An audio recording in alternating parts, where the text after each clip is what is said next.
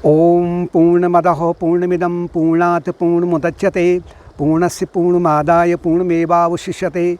ओम शांति शांति शांति। अष्टावक्र मुनि राजा जनक को उपदेश देते हुए कह रहे हैं, कृत्वा मूर्तिर्परिज्ञानम चैतन्यस्य न किंगुरुः निर्वेद समता युक्ता यस्तार्यति संस्ते। कि हे राजन, वैरागी, समता और युक्ति, तीन ये मुख्य पॉइंट हैं। यानी मुमुक्षुत्व की जो पहचान है, जो इस योग मार्ग का अधिकारी कौन है, जो साधन चतुष्टय से संपन्न है, विवेक, वैराग्य, सत्संपत्ति और मुमुक्षुत्व। विवेक का तात्पर्य है युक्ति, विवेक का प्रयोग करते हुए कि मुझे मेरे जीवन का लक्ष्य यहाँ पर क्या है, मैं ये मानव देह मुझे क्यों मिला हुआ है, इसके माध्यम से जड़ चेतन आत्मा अनात्मा में अंतर करने का उसे निरंतर प्रयास करना चाहिए, चिंतन करना चाहिए और गुरुजनों की वाणी का श्रवण करते हुए वैराग्य का उसे अभ्यास करना चाहिए। वैराग्य का तात्पर्य है कि जिस कार्य को हम कर रहे हैं तो उस कार्य को त्यागना नहीं है, बल्कि जो चित्त शुद्धि के कार्य हैं उन कार्यों को त्यागना नहीं, बल्कि उन कार्यों को करते हुए फल की इच्छा नहीं रखनी है। सामान्यतया व्यक्ति में एक इच्छा रहती कि अगर मैं इस कार्य को करूँगा तो मुझे ये फल मिलना ही चाहिए, नहीं मिलेगा तो मैं इस कार्य को नहीं करूँगा, और इसके माध्यम से कभी कभी वो बीच में कार्य को छोड़ देता है। कार्य करते हुए उससे बहुत बड़ा एक तनाव रहता है। अगर उस युक्ति का प्रयोग करते हुए वैराग्य का प्रयोग कर रहा है तो उसमें एक भावना रहती कि ये तो मेरे सामने ये बड़ा अवसर मिला हुआ है मुझे चित्त शुद्धि के लिए। उस कर्म को करने में जो उसे आनंद आता है, कर्म फल में उसको आनंद नहीं आता है। अब ऐसा नहीं कि अब वो भी जो समता युक्ति और वैराग्य में जो स्थित हो रहा है, वो जो भी कर्म करेगा उसमें वो भी चाहता है कि मुझे इसमें पूरी सफलता प्राप्त तो होनी चाहिए। कि माना नहीं मिलती है उसको असंतुष्ट नहीं होता है, बस कहता है मैंने चित्त शुद्धि कर ली है, मुझे फल की उतनी इच्छा नहीं है। और चित्त शुद्धि ही या मन शांति सबसे बड़ा फल है, सबसे बड़ा पुरस्कार है भगवान का। लेकिन सामान्यतया व्यक्ति में क्या होता है कि वो एक उचित मार्ग निर्देशन के अभाव में वो सोचते हैं कि अगर हम किसी गुरु के पास में, योगी गुरु के पास पहुंच गए तो समझे हम यही कहेंगे कि हम आपकी शरण में आ चुके हैं, बस अब जो कुछ है आपके हाथ में है, हम कुछ नहीं करेंगे। ये एक प्रकार का भ्रम है और अधिकांश लोगों में यही भ्रम उनको फिर उलझा देता है। गुरु का अपमान करने लग जाते हैं कि ये गुरु ठीक नहीं है, दूसरे आश्रम में चले जाएं, दूसरे आश्रम में मुझे यहाँ पर ठीक से भोजन नहीं मिलता है, या लोग मुझे ठीक से बात नहीं कर रहे हैं, उसको भी छोड़ देता है वो। लेकिन अपने भीतर की कमियों को दूर नहीं कर पाता है। एक छोटी सी कथा आती है कि कोई किसी गुरुकुल में एक योगी थे, ब्रह्मनिष्ठ थे, आश्रम में और भी वो शिष्य वगैरह सब अपने कार्यों में व्यस्त रहते थे, साधना में लीन रहते थे। एक कोई व्यक्ति आया, उसने सुना कि ये महान गुरु हैं तो ये आत्मज्ञान करा देते हैं, तो वो थोड़ा बहुत योग्य तो था, लेकिन वो जैसे ही आया तो उसने देखा कि ये लोग तो पता नहीं कितने वर्षों से ये जो शिष्य लोग यहाँ कार्य कर रहे हैं, इनको अभी तक मुक्ति नहीं मिली, और मैं देखो कितनी जल्दी मुक्ति पा लेता हूँ। गुरु महाराज के पास पहुँचा, उनको प्रणाम करने के बाद बोला कि महाराज, मैं आपके ज्ञान को, यानी इस ज्ञान को मैं संसार के लोगों में बांटना चाहता हूँ, और मुझे तुरंत ही आप आत्मज्ञान करा दीजिए, जो कुछ भी आपने पाया है उसको मेरे मन में उड़ेल दीजिए।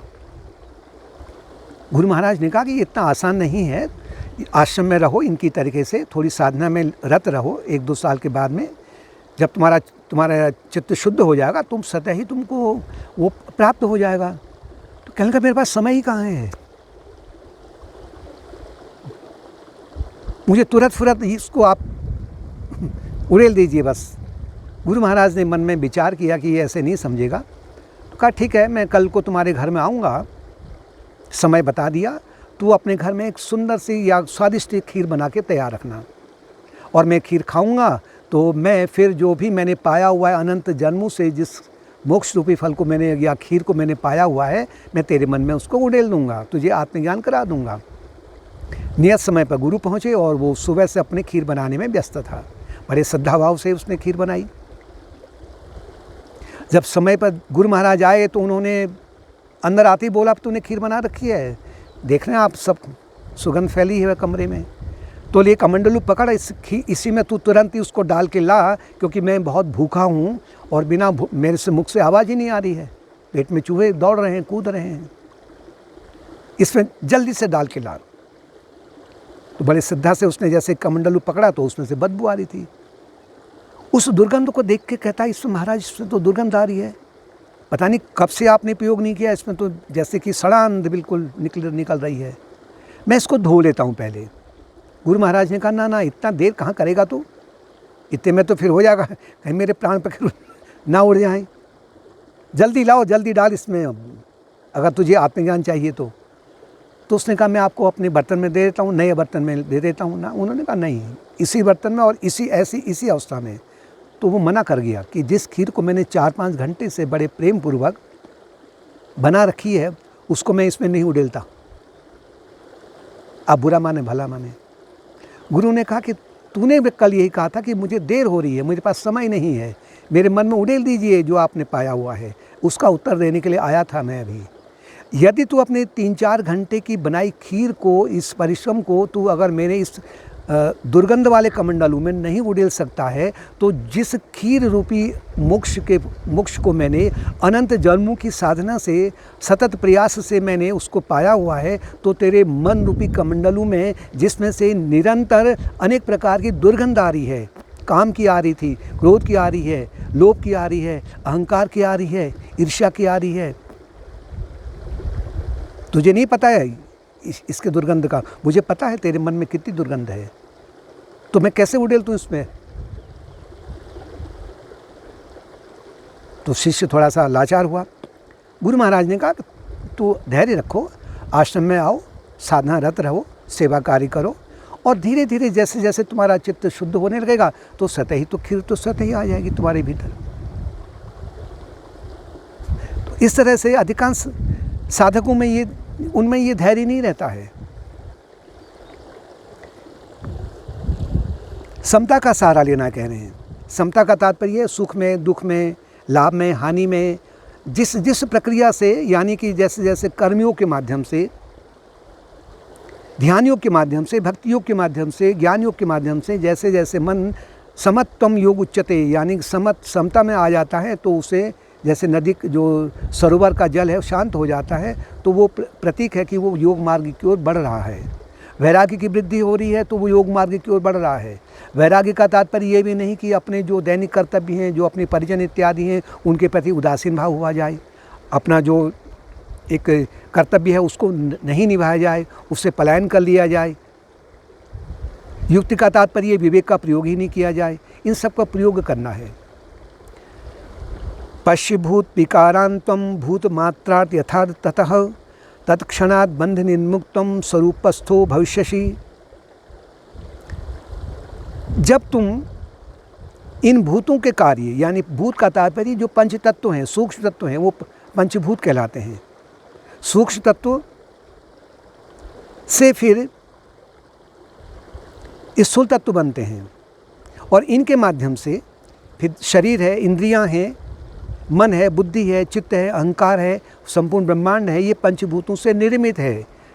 और पंचभूत बनते हैं 3 गुणों से, सत्वगुण है, रजोगुण है, तमोगुण है। शरीर के जो भी कार्य हैं, ध्वनि है, स्पर्श है, दृश्य, स्वाद, घ्राण इत्यादि हैं, ये आकाश तत्व, वायु तत्व, अग्नि तत्व, जल तत्व और पृथ्वी तत्व के प्रतीक हैं, यानी कि उनका ये प्रभाव है। लेकिन आत्मा इनसे निरंतर वो पृथक है। लेकिन सामान्य व्यक्ति इसी में उलझ जाता है। जैसे सिनेमा के पर्दे पर जब फिल्म चलती है तो जो जैसे कि वो जो प्रकाश है उसका उस फिल्म से उलझ कर के वो सब उसमें उलझ जाता है, और जो फिल्म को देख रहा है ना, वो उस प्रकाश और पर्दे की तरफ उसका ध्यान नहीं रहता है, बल्कि वो उस फिल्म में इतना उलझ जाता है 3 घंटे के लिए, 2 घंटे के लिए, सब कुछ भूल जाता है। सूरज का प्रकाश आसमान में हो रहा है, सूर्योदय हो रहा है, तो सूर्योदय को भूल करके लोग क्या करते हैं, अलग अलग दृश्य में उलझ जाते हैं। उनके फ़ोटो लेने लग जाते हैं, उनको भेजने लग जाते हैं, इधर उधर वायरल करने लग जाते हैं, लेकिन जो इनका स्रोत है उसको तो भूले बैठे हैं। यानी जो स्रोत इत्यादि ये पंचभूत से निर्मित हैं। तो अष्टावक्र मुनि कह रहे हैं जो इन पंचभूतों के, यानी कि जो भी दृश्यमान जगत है, चाहे वो इंद्रियों से दृश्यमान है या मन से, बुद्धि से, चित्त से, अहंकार से, जो भी दृश्यमान जगत है, यहाँ से लेकर के स्वर्ग लोक का तक का जो कुछ भी है, वो सब दृश्यमान जगत पंचभूतों के अंतर्गत आता है। और पंचभूत फिर त्रिगुणों के अंतर्गत आते हैं, और 3 गुण ही माया शक्ति है। इससे परे जो ब्रह्म है, उस ब्रह्म को जो अपने, जो इनसे धीरे धीरे परे होने लग जाता है, जिसे कहते हैं चित्त जड़ ग्रंथि, चैतन्य और जड़, ये ग्रंथि इतनी, ये जो गांठ इतनी अद्भुत है, इतनी जटिल है, इसको सामान्य प्रक्रिया से दूर करना बड़ा असंभव है। और इनका जो श्रेय आता है, यानी इसके पीछे क्या है, चित्त की वृत्तियां हैं, भ्रम है। भ्रम उत्पन्न हो जाता कि मैं शरीर हूँ, या मेरा जन्म होता है, मेरी मृत्यु होती है। इस भ्रम को दूर करना है। और ये भ्रम क्यों उत्पन्न होते हैं? इच्छाओं के कारण में, वासनाओं के कारण में। तो वासना को धीरे धीरे निर्मूल करना है, और जिस क्रम से वासनाएं निर्मूल होते जाएंगी, उसी क्रम से ये जो चित्त जड़ ग्रंथि है, ये ढीली होने लग जाती है। और अंत में जब ये पूर्णतया जीवात्मा इनसे मुक्त हो जाता है, वो अपने ब्रह्म स्वरूप में स्थित हो जाता है। कह रहे हैं कि तुम भी वो अपने उसी स्थित स्वरूप में स्थित हो जाओ।